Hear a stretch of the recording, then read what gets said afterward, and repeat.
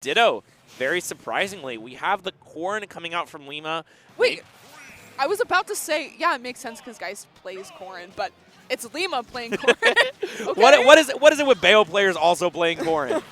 Yeah, because Geist has a Corrin and then also has a Wario as well, so I wouldn't be surprised if we saw a switch if they were going for the Ditto, but it looks like Lima's just going to bite the bullet and go Corrin instead. Yeah, I mean, some players just like hate Dittos. You know, they're just like, I don't want to play the Ditto. I know it's just like not fun or not something that I enjoy, or just not something that I'm good at. So like, it is good to mix it up sometimes, especially I think like the more top player is sometimes more likely to do that because they're like, I don't want to be cheesed in a Ditto. I know I can play very well on a secondary and just out funnies them or something like that. And everybody knows that the worst player wins the Ditto anyway. It's a lose-lose. Like you either lose and you're the better player or win and you're the worst player. Yeah, exactly. Because the worst player always wins the Ditto. That's facts.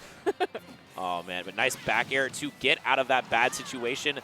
Being able to use a little bit of that momentum from the wing popping out.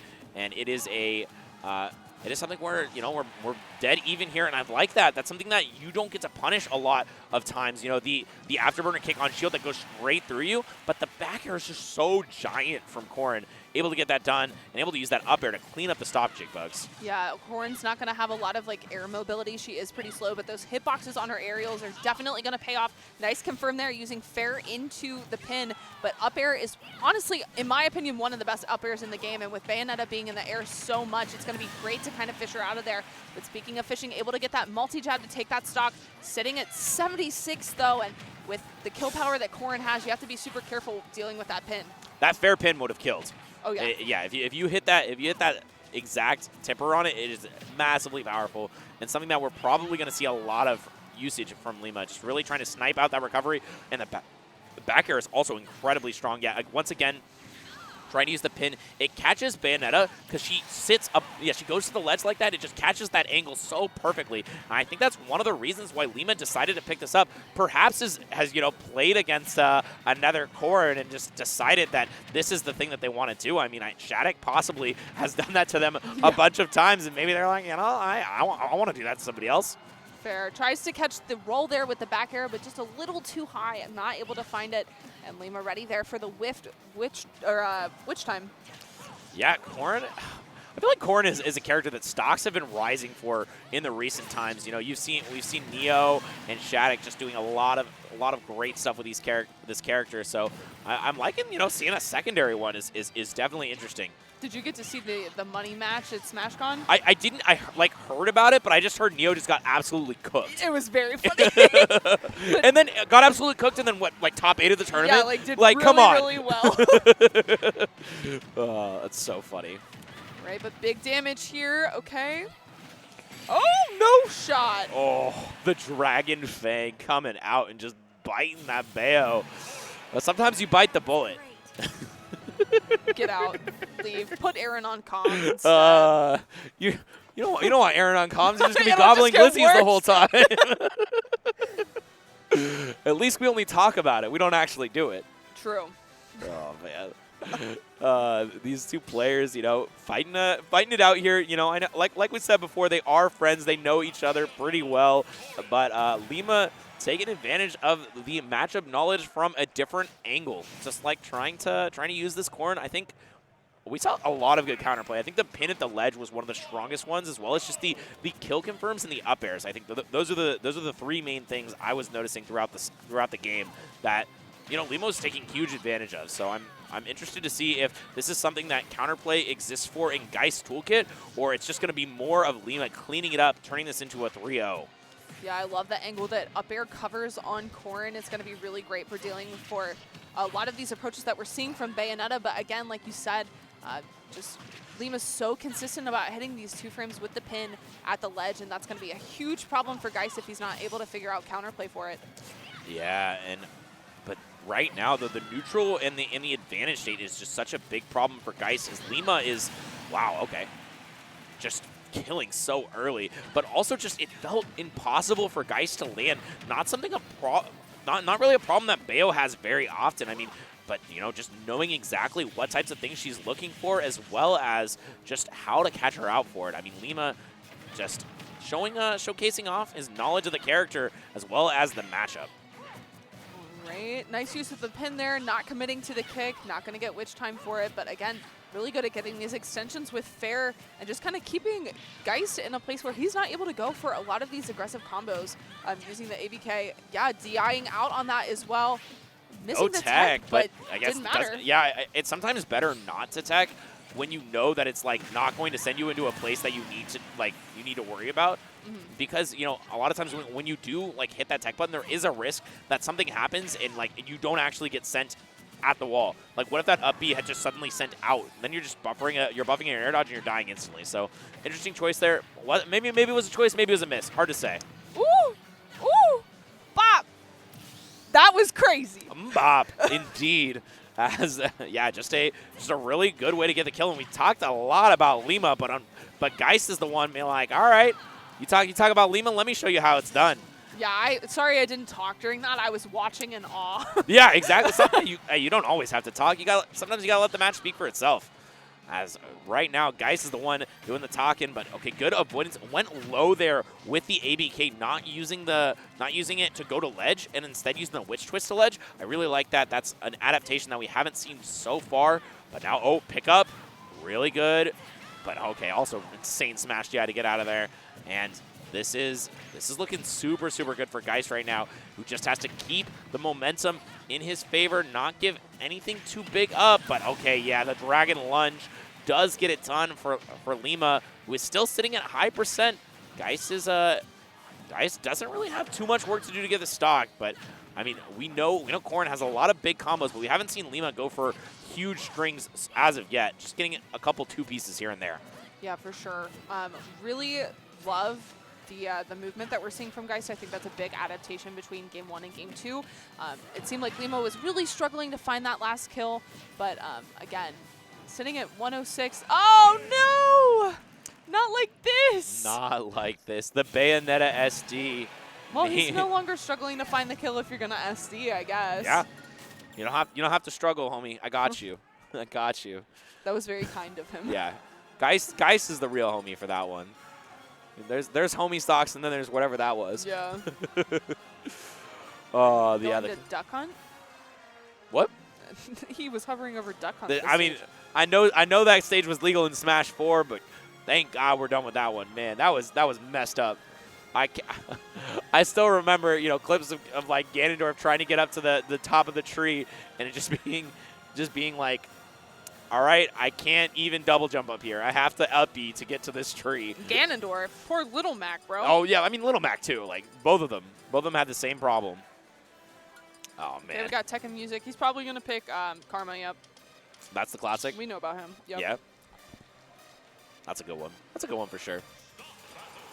Okay, Corrin still the pick, even though there was a couple things not quite going right for Lima in that game. Was a little bit on the back foot, but still sticking true with the Corrin.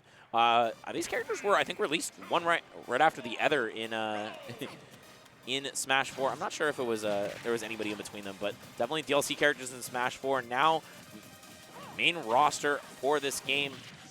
Something that okay. Definitely both nerfed a lot in between the two, but now Corrin's got that Corrin renaissance now. So I'm liking the secondary. We're gonna see how it goes into this game. Ooh, okay, trying to catch the landing there with the up tilt, and this is gonna be big damage for Geist. Not gonna get the extension off the top though, and Lima ready to fire back with these back airs. All right, wow, Geist able to attacking that. Yeah.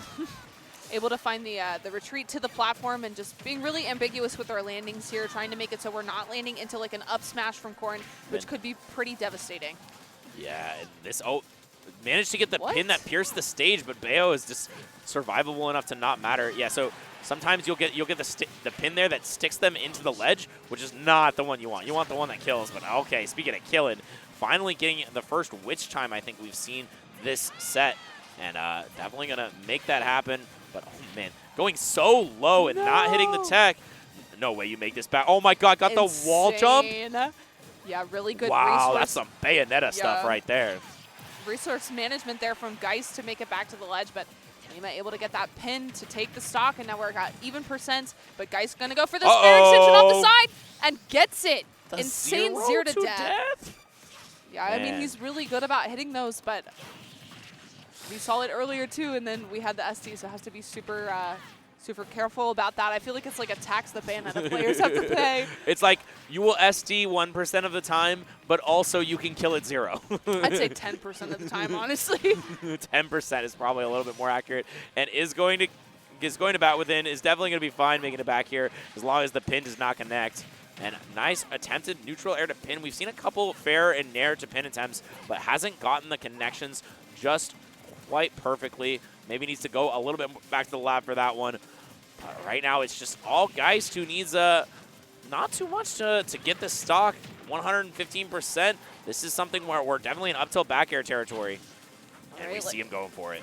Loving these aggressive options out of disadvantage here from Lima. Yeah, that was insane. Able to use the fair and then getting that advantage state reversal and able to find the fair into pin for that kill. I think the landing down air has been really helpful too, but yeah, actually going to get punished for it that time and going to get an up smash to the face for that. What percent was Geist at when he died to fair pin? I think it was 80 after the hit, which means it must have been like 60 before the fair. Yeah, insanity. Wild. Okay, but we're into game 4, and honestly, I don't know. Geist is looking very, very strong, especially like the game 2 was pretty much lost to the SD, whereas, you know, if it had just been going on basic pace, would have been in Geist's favor. So Lima's still holding on to that lead right now, but it is incredibly tenuous, Jigbugs. All right. I mean, good adaptation there from Geist, but definitely very situational as to if we can get those fairs off the side for the kill. It hasn't been happening super consistently, so it's great that he was able to like capitalize off of that when he got it. But again, I think Lima is just really outplaying here at the ledge, and we're seeing that right now too. Yep. Really utilizing that instant pin super well. A lot of times people will use both the special and the attack buttons, so you'll like slide your finger from B to A to like pin it as instantly as possible. Something you could do in Smash 4 as well as this game. Okay, right here now, the percentage is already evened up after a great start from Lima, as you know, Geist is the one who's able to push back Lima, and they're playing a lot of footsies right now, and really good parry. Just not getting a whole ton out of it, but every single time you parry somebody, you know, that means you have a bigger opportunity for a punish, and it's something you can just unlock huge punishes for in the future. I love the falling fair that we're seeing from Lima, but we need to remember that his last stock was lost to a witch time of that, so have to be super careful. It's a good get off me option, but if Geist is ready for it, and can lead to the end of his stock, but able to find that up air instead. Again, really huge hitbox, really good for combos at lower percent, but at higher percent, it's really good at covering that airspace that they're looking for. And there's that down air to take the stock from Geist. Again, just really ready for these like falling aerials out of disadvantage. Yeah, no, it's fine. He's fine. Okay. Yeah, classic heel slide there into the down smash. Something that a lot of Bayonetta players are really good at getting nowadays. It's just a way to get the confirms a little bit earlier when you know that S smash isn't quite gonna kill. But okay, here we go into this next game. I mean, I think one of the things about you talked about using witch time, and it's something that's worked out a lot for Geist. But if Lima ever catches wind of that, it's like the range for punishing for Corrin is absolutely huge. That pin is just a massive way to punish somebody who's using a little bit of an unsafe option a little bit farther away than normally can be punished. And once again, the pin, really good usage of the late lower afterburner kick and being able to air dodge back to ledge instead of getting hit by that exact angle that Lima's been going for over and over again. All right, yeah, Geist just playing Lima rather, playing super safe in shield, not having to worry about any type of grabs. We haven't really seen a lot from Geist. He's just going for more aggressive options, and hasn't been eating super big punishes for it, but I think if we were to see more grabs from Geist, it might work out better for him. Again, like Lima's really consistent about hitting them, especially at the ledge. Geist is so scared of those back airs, so scared of the pin as well, so just neutral getting up a lot into shield, and Lima's always ready for it. Yeah, that's something. Oh, once again, the pin. Yeah, I mean, it just means that you can never be lazy when we're covering back to stage as Geist. Like you have to be perfect. Otherwise, if Lima is ever even close to setup, you're going to die so early. Oh, got an air dodge read, but opted to try to go for a pin. I think he was expecting the drift in the left direction as opposed to the right. But Lima going back onto stage, maintaining the stage control, and once again we see this is what I was talking about. Oh, could have been a little bit bigger of a punish, but try to get the up air confirm into something else. All Right, gonna get the witch time on that, but no punish. Has to watch out for these back airs at the ledge, but instead chooses to full hop over towards the platform to avoid all of these traps that Geist is setting up. Okay, nice witch time there, but not gonna get punished for it. There it is. Yep. Oh, unfortunate air dodge onto the stage. I think maybe Geist was hoping that was gonna hit the ledge.